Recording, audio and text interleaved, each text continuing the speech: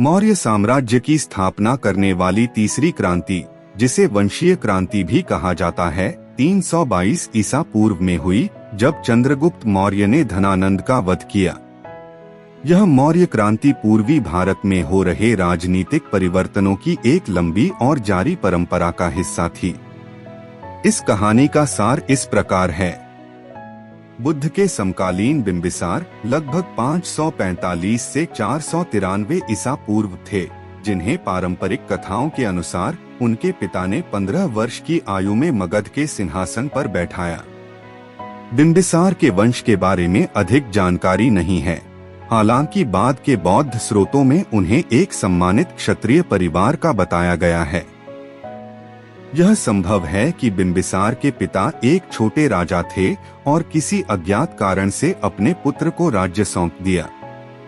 बिंबिसार वास्तव में मगध की सर्वोच्चता के संस्थापक थे।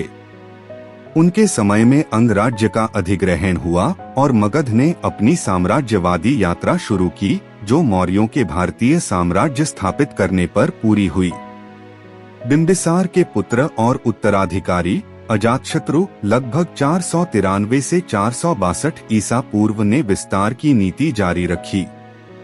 उन्होंने वैशाली के लिच्छवी संघराज्य को हराया लगभग 468 ईसा पूर्व और कौशल राज्य के राजा प्रसेनजित से संघर्ष किया। प्रसेनजित को एक मातंग परिवार का सदस्य बताया गया है, जिसका सामाजिक दर्जा बहुत ऊंचा नहीं था। उनकी प्रमुख पत्नी एक फूल विक्रेता की बेटी थी और उनके पुत्र विदुडभ, जो शाक्य जाति की एक दासी से जन्मे थे, ने उस जाति का नाश कर दिया जिससे बुद्ध स्वयं संबंध रखते थे। विदुडभ के बाद कौशल मगध द्वारा अधिग्रहित कर लिया गया और 5वीं सदी ईसा पूर्व के अंत तक मगध पूर्वी भारत का निर्विवाद स्वामी बन गया। बिंबिसार के वंशजों को शिशुनागों ने हटा दिया, जो नागदासक अंतिम बिंबिसार वंशज के मंत्री द्वारा स्थापित एक वंश था। शिशुनागों को लगभग 368 ईसा पूर्व में नंदों ने हटाया।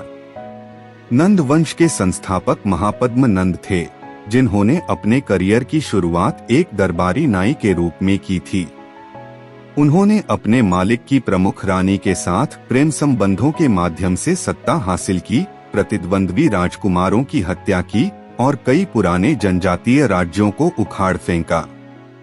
जब सिकंदर ने 327 ईसा पूर्व में भारत पर आक्रमण किया, तब महापद्म का उत्तराधिकारी धनानंद शासन कर रहा था। बिंबिसार से लेकर धनानंद तक के लंबे राजाओं की पंक्ति को ब्राह्मणीय इतिहास में या तो नवागंतुकों के रूप में या फिर हत्यारों के रूप में माना गया है। वे वास्तव में नए प्रकार के लोग थे। इनमें से कोई भी प्राचीन वैदिक जनजातियों से सीधा संबंध नहीं रखता था। उन्होंने अपने सामर्थ्य का निर्माण उन नए साधनों के माध्यम से किया जो उन्होंने तैयार किए थे, जैसे कि स्थायी पेशेवर सेनाएं, नई नौकरशाही और नए सामाजिक वर्गों, विशेषकर व्यापारियों और बैंकरों का समर्थन। इनकी सेनाओं का पारंपरिक सेनाओं से बहुत कम संबंध था। पारंपरिक सेनाएं जनजातीय होते हुए स्वाभाविक रूप से जुड़ी रहती थीं, जबकि नई सेनाओं में ऐसा कोई संबंध नहीं था। इन्हें व्यक्तिगत निष्ठा के आधार पर बांधा जाता था। इन नई सेनाओं में उन सामाजिक तत्वों को पेशेवर और सामाजिक उन्नति के अवसर मिलते थे जो पहले दबे हुए थे। वे अधिक कुशल थीं क्योंकि वे नए युद्ध इंजनों और विनाश के साधनों का उपयोग करती थीं। इन नई सेनाओं की मदद से मगध के राजा लंबे और निर्दयी युद्धों के माध्यम से अपनी सर्वोच्चता स्थापित कर पाए। नए राजाओं द्वारा नियंत्रित क्षेत्रों के विस्तार के लिए एक नई प्रकार की नौकरशाही की आवश्यकता थी।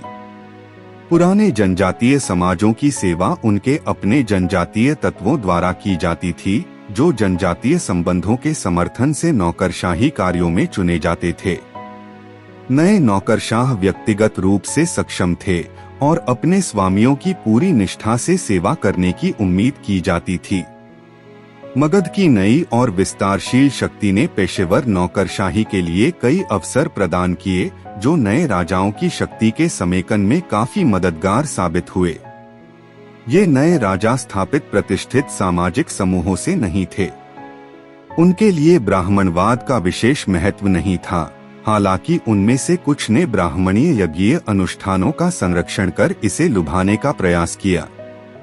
दूसरी ओर बौद्ध और जैन धर्मों के नए सिद्धांतों में ये नए राजा खुद को सहज महसूस कर सकते थे, क्योंकि इन संप्रदायों ने परिवार और जाति की विरासत के महत्व को कम कर दिया था और इस सिद्धांत का प्रचार किया था कि मनुष्य के व्यक्तिगत गुण ही उसकी वास्तविक कीमत का एकमात्र मान्य मापदंड हैं। जहां ब्राह्मणीय धर्म एक स्थापित सामाजिक और धार्मिक शक्ति के अनुक्रम का प्रतिनिधित्व करता था, वहीं ये नए धर्म अनुयायियों को प्राप्त करने के लिए संघर्ष कर रहे थे और इसलिए नए राजाओं द्वारा साम्राज्यवादी शक्ति की खोज में उनका विरोध नहीं करते थे। बुद्ध की मृत्यु के तुरंत बाद उनके शिष्यों ने एक परिषद में मिलने का फैसला किया ताकि धर्म के लिए एक प्रामाणिक संहिता तय की जा सके। अजातशत्रु ने अपने राजधानी में उनका स्वागत इस कथन के साथ किया, आपकी आत्मा का अधिकार है जैसे मेरा शक्ति का। यह कथन उन नए संबंधों का सार प्रस्तुत करता है जो राजाओं और उभरते धर्मों के बीच स्थापित हो गए थे। नया राजतंत्र भारत के इतिहास में अत्यंत महत्वपूर्ण राजनीतिक क्रांति का प्रतिनिधित्व करता था। इसकी शक्ति पहले के राज्यों की तुलना में कहीं अधिक व्यापक थी और इसकी पहुंच कहीं दूर तक थी। इसका आर्थिक आधार व्यापारिक पूंजी थी और शासकों की व्यक्तिगत संपत्ति इतनी विशाल थी कि वह किंवदंतियों का विषय बन गई। अंतिम नंद राजा को एक अत्यंत धनी व्यक्ति के रूप में जाना जाता था, यद्यपि स्वभाव से वह कंजूस था। उसने 20,000 अश्वारोही, 2 लाख पैदल सेना, 2004 घोड़े वाले रथ और 300 युद्ध हाथियों की सेना रखी थी। उसके साम्राज्य में पूरा बिहार, ओडिशा का कुछ भाग और संभवतः पश्चिम बंगाल, उत्तर प्रदेश और पूर्वी पंजाब, मध्य भारत के कुछ हिस्से और दक्कन शामिल थे, जो पहले दर्जन से अधिक राज्यों में विभाजित था। उसकी राजधानी पाटलिपुत्र एक बड़ा महानगर था और जल्द ही प्राचीन विश्व के महान शहरों में से एक बनने वाली थी। एक विशाल सेना और अपार धन के बावजूद नंदों का शासन तब कमजोर हो गया था जब सिकंदर ने भारत पर आक्रमण किया था। अंतिम नंद राजा धनानंद को उसके वंश और उसके लोभ के कारण तिरस्कृत किया जाता था। हवा में संदेह और षड्यंत्र व्याप्त था और बस एक चिंगारी की आवश्यकता थी जो उस विस्फोट को उत्पन्न करे जिससे वंश का पतन हो जाए। एक क्रोधित ब्राह्मण जिसने प्रतिशोध की भावना से जलते हुए उस चिंगारी को प्रज्वलित किया। कथाओं के अनुसार धनानंद ने पाटलिपुत्र में एक विद्वानों की सभा बुलाई थी।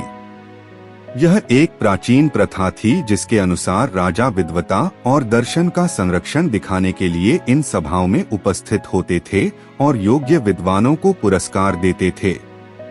इस सभा में तक्षशिला के एक ब्राह्मण कौटिल्य उपस्थित थे। सभा में विद्वानों ने कौटिल्य की विद्वता की प्रशंसा की, लेकिन उनके साधारण रूपरंग के कारण राजा ने उनका मजाक उड़ाया।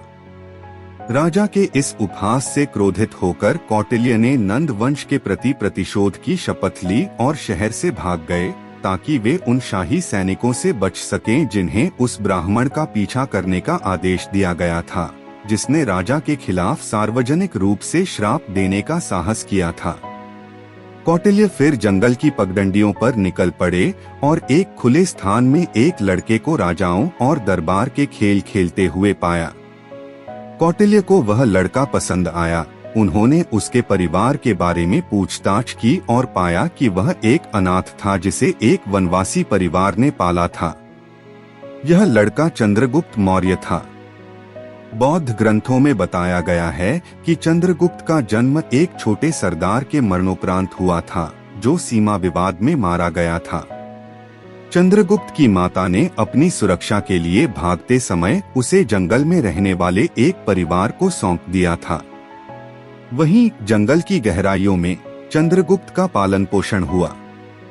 यद्यपि चंद्रगुप्त का शाही परिवार से संबंध माना जाता था, फिर भी जब कौटिल्य ने उन्हें पाया तब वे एक साधारण व्यक्ति थे। युवा चंद्रगुप्त और उनके गुरु कौटिल्य एक दूसरे के लिए बने थे। कौटिल्य को लगा कि यह युवक नंदों के खिलाफ अपने प्रतिशोध की शपथ पूरी करने के लिए एक उत्कृष्ट साधन बनेगा। चंद्रगुप्त के लिए यह जीवन का सबसे बड़ा अवसर था। उन्होंने कौटिल्य के मार्गदर्शन में तक्षशिला में एक कुशल और व्यावहारिक नेता के रूप में ज्ञान और समझ प्राप्त की।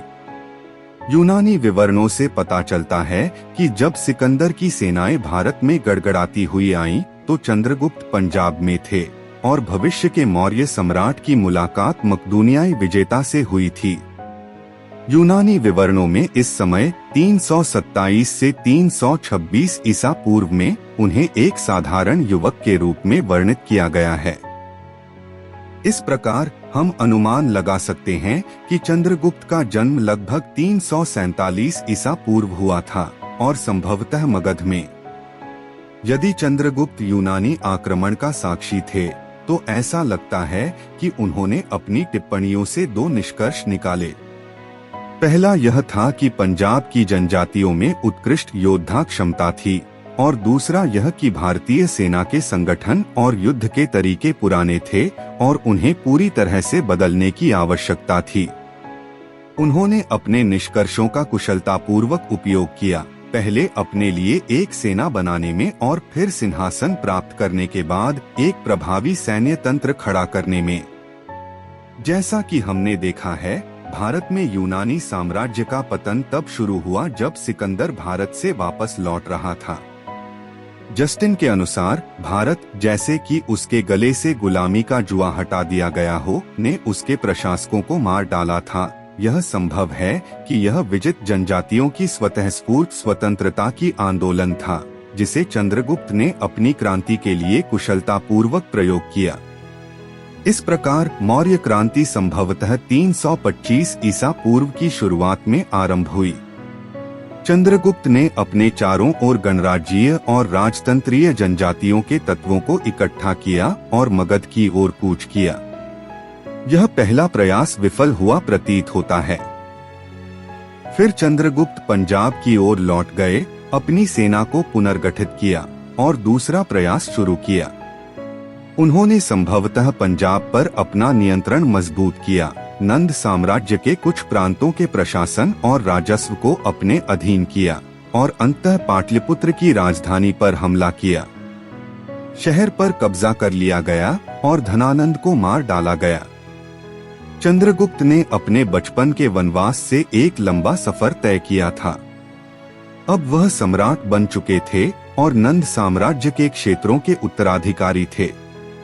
चंद्रगुप्त को उन क्षेत्रों पर अपना अधिकार स्थापित करने में कुछ साल लग गए होंगे, जिसमें उत्तर प्रदेश, मध्य प्रदेश, महाराष्ट्र और मैसूर, बिहार और ओडिशा के अलावा शामिल थे।